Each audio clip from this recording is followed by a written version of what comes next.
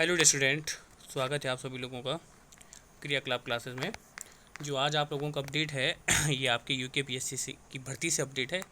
देख लीजिए, ये आपको उत्तराखंड लोक सेवा आयोग है ना, यूके पीसीएस, ये आज का ये आपका विज्ञापन प्रकाशन की तिथि आपकी 21 जून आज का है। योगा डे के उपलक्ष्य में ये आपकी निकली है। फॉर्म भरने की अंतिम तिथि है 12 जुलाई, है ना। 12 जुलाई से क्या है, ये सॉरी 21 जून से तो शुरू हो रहे हैं। 12 जुलाई आपकी क्या इसकी लास्ट डेट है, रात के 11 बजे तक आपकी क्या है लास्ट डेट है। चलिए, ये पोस्ट किस पे निकली है? जो पोस्ट है आपकी राजकीय पॉलिटेक्निक संस्थाओं में कर्मशाला अधीक्षक। कर्मशाला अधीक्षक मतलब आपका क्या है, सुपरिटेंडेंट की है ना। जो आपके इंस्ट्रक्टर होते हैं उनकी उसकी क्या है, ये सुपरिटेंडेंट की है ना। और उससे उससे सब काम वाली बात की बात करें तो जो काम वाली बात है ना भाई, लेवल 10 की पोस्ट है। लेवल 10 समझ रहे हो आप? स्टार्टिंग में ही आपको 70,000 प्लस सैलरी मिलने वाली है लेवल 10 में। क्लियर है? और ऊपर से गजिस्ट्रेड पावर, क्या आप एक गजिस्ट्रेड पावर वाले अधिकारी होंगे। अगर आपने कहीं सिग्नेचर मार दिए ना तो उसकी वैलिड है भैया, है ना। और किसकी पोस्ट है आपकी? Group B. किसकी पोस्ट है? ग्रुप बी की पोस्ट है, गजिस्ट्रेड पावर वाली, राजपत्रित अधिकारी वाली। कभी आपने बचपन में अपने डॉक्यूमेंट्स अटेस्ट करवाए होंगे ना, तो ये वो वाली पोस्ट है कि आप डॉक्यूमेंट्स अटेस्ट कर सकते हो किसी के। ठीक है जी। चलिए ज़रा आगे करें, क्या इसके लिए मांगा गया है। तो ये उत्तराखंड विधायी ये तो छोड़िए, है ना। हम डायरेक्ट नीचे पे आते हैं, आपके शैक्षिक योग्यता ये सब हम देख लेंगे। हम बात करते ज़रा पोस्ट के बारे में क्या है। कितनी पोस्टें हैं भैया? ये कर्मशाला अधीक्षक की है, ठीक है। इंस्ट्रक्टर सुपरिटेंडेंट की पोस्ट है ये बेसिकली आपके जो पॉलिटेक्निक कॉलेज है आपके, जहाँ पे आप लोगों ने क्या है जो इंजीनियरिंग करते हैं पॉलिटेक्निक क्या होगा, ये उसकी है। टोटल नंबर ऑफ पोस्ट की बात करें तो जो टोटल नंबर ऑफ पोस्ट है वो आपकी 9 टोटल नंबर ऑफ पोस्ट है, ठीक है। यहाँ पे लिखा क्या होगा आपका, टोटल नंबर ऑफ पोस्ट 9 है ना। ये दिखा देता हूँ आपको, थोड़ा इसको जूम आउट करता हूँ। ये देखिए, योग टोटल नंबर ऑफ पोस्ट कितनी है आपकी? 9 है ना। ये मिट गया भाई, 9। ये टोटल नंबर ऑफ पोस्ट 9 है, जिनमें आपका क्या है, यूआर की आपकी 5 है, एससी की आपकी 1 है, ठीक है। उत्तराखंड अनुसूचित जनजाति एसटी की कोई भी पोस्ट नहीं है। अन्य पिछड़ा वर्ग की आपकी 2 पोस्टें हैं। अगर हम इनकी बात करें तो इनमें भी कोई भी पोस्ट नहीं, सारी की सारी आपकी क्या है, ये ओपन ही है लगभग।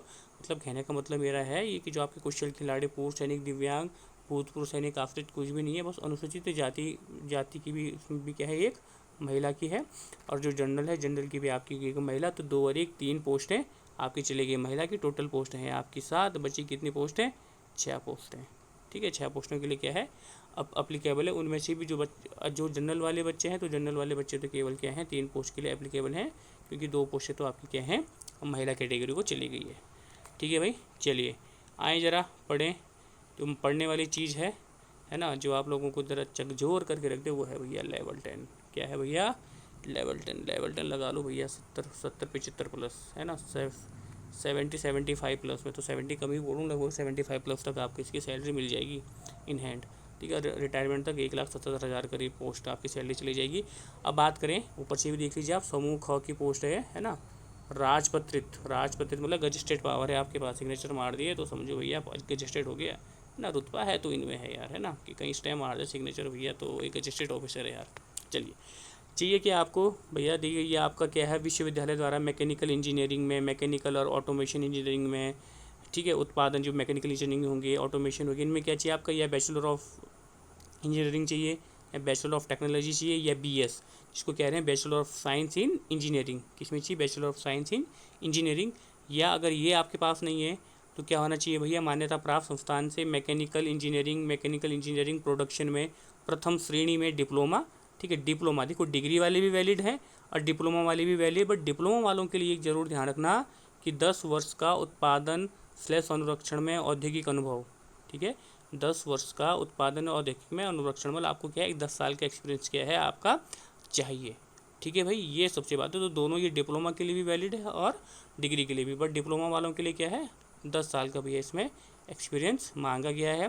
हिंदी का ज्ञान भी मांगा गया है, ठीक है। ऐसी भर्ती की वरीयता दी जाएगी जिनको क्या है उससे रिलेटेड स्नातकोत्तर है। ये ध्यान रखना कि अगर कोई भी 2 बच्चे हैं, अगर आप लोगों के क्या है मेरिट में नंबर समान आ जाते हैं, आप डिप्लोमा वाले हो या आप बीटेक वाले हो, और उसी में से अगर किसी बच्चे ने क्या है एमटेक करा हुआ है, क्या करा हुआ है, एमटेक, अगर किसी बच्चे ने इसी चीज़ मैकेनिकल में करा हुआ है तो उसको क्या है फर्स्ट आपकी क्या दी जाएगी, प्रेफरेंस दिया जाएगी।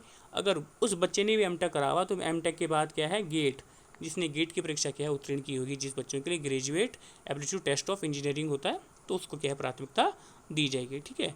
अधिमानी अगर ये भी बराबर है तो अधिमानी में भी देखा जाएगा भाई कि उसने क्या है टेरिटोरियल आर्मी में सेवा की है, एनसीसी का क्या है बीएससी सर्टिफिकेट है या नहीं है। आयु सीमा की बात करें 21 से 42 वर्ष तक कोई भी बच्चा इसको भर सकता है, ठीक है। और छूट की बात करें तो आपका SC ST हो गया 5 साल, OBC हो गया आपका 3 साल, ठीक है। ये तो आपको पता ही होगा, है ना, फॉर्म तो भरे रहे हो आप लोग, ठीक है।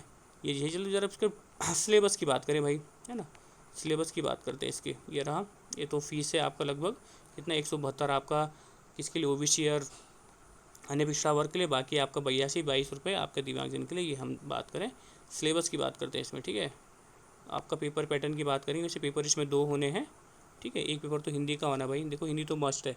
सामान्य हिंदी 150 नंबर का क्वेश्चन आएगा, ठीक है, 150 क्वेश्चन आएंगे। और ये क्वेश्चन क्या है 1 मार्क्स का होगा, 2 घंटा आपको इसकी समय मिलेगी। अब आपका सब्जेक्टिव पेपर, सब्जेक्टिव में 2 पेपर होने हैं, मैकेनिकल इंजीनियरिंग प्रथम प्रश्न पत्र और द्वितीय प्रश्न पत्र। देखिए भाई 2 पेपर होने हैं, प्रश्न पत्र फर्स्ट और प्रश्न पत्र द्वितीय, दोनों सब्जेक्टिव होने हैं। अलग अलग आपके 50 मार्क्स के होंगे और प्रत्येक प्रश्न आपका 2 अंक का होगा। तो यहाँ पे कितनी होगी 300, 306 से ऊपर हो गया 750, इसका टाइम मिलेगा 3 घंटा। तो देख लीजिए सी थर्ड सेक्शन है आपका लिखित परीक्षा हो गई आपकी 750 अंक की। और साक्षात्कार आपका इंटरव्यू भी होगा भाई, जिसके मार्क्स है आपके 75, 75 नंबर का आपका क्या है इसमें इंटरव्यू भी होगा। तो टोटल मार्क्स हो गया आपके 825 नंबर का ये पेपर होने वाला है। और वैसे भी क्या है ग्रुप ख की पोस्ट है, तो इंटरव्यू होना तो वैसे भी कंपलसरी। यहाँ तो काफ़ी पोस्टों में ग्रुप सी में होता है जो नॉन गजेस्टेड है, तो ये तो भाई गजेस्टेड पोस्ट है ना। तो देखो सब्जेक्ट जिसका अच्छा हो, है ना, जैसा भी हो, बट अगर हिंदी अच्छा है ना तो सारा खेला तो हिंदी वाला कर जाएगा। जिस इंजीनियरिंग स्टूडेंट की क्या अगर हिंदी अच्छी है तो सारा खेल वो यहाँ कर जाएगा, ठीक है। तो बाकी जो भी डिटेल इसमें है आपका सब्जेक्ट उन्होंने मेंशन किया हुआ है कि हिंदी में क्या क्या आने वाला है आपका, देख लीजिए। तत्सम तद्भव से और व्यंजन खास शुद्ध वर्तनी, और ये आपको तो भैया, है ना, सबसे बड़ी बात है कि जो आपका सब्जेक्टिव है, देखिए मतलब इन्होंने करा हुआ इतना ज़्यादा मतलब सिलेबस नहीं है, बहुत ज़्यादा सिलेबस नहीं है। बट ये कि जो इसके अंदर जैसे इंजीनियरिंग कन्वर्जन में बहुत सारे फैक्टर है, तो बहुत सारी चीज़ें हैं, है ना। तो आपका सब्जेक्ट जो मैकेनिकल वाले होंगे तो उनको पता होगा सब्जेक्ट में कितनी डेप्थ है, ये आप वही ज़रूर देख लीजिएगा, ठीक है जी। वही लेवल 10 की है, पोस्टें बहुत कम है, पर क्या करें, आपको तो बस एक पोस्ट चाहिए, तो आप उस एक पोस्ट को लेके भाई तैयारी कर दो, है ना। गजेस्टेड पोस्ट है 75,000 लेके चलो, और गजेस्टेड पोस्ट, ठीक है जी। तो आज के लिए यार सब इतना ही, बाकी सब देखेंगे नेक्स्ट वीडियो में। Thank you.